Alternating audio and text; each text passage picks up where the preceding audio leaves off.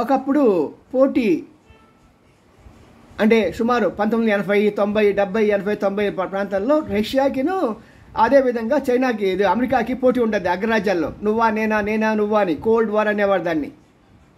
ఎప్పుడైతే ఈ Russia విడిపోయిందో, USSR విడిపోయి ముక్కా చెక్కలు అయిపోయేటప్పటికి కొద్దిగా అమెరికా బలపడింది.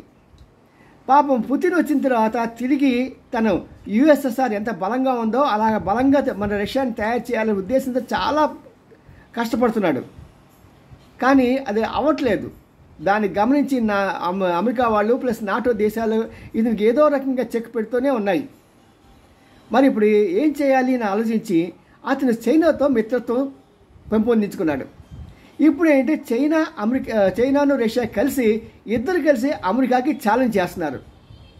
ఇప్పుడు అగ్రరాజ్యంలోకి ఎవరు ఆ స్థానంలో ఉంటారు అనేది ఒక $1 మిలియన్ క్వశ్చన్ లాగా ఉంది.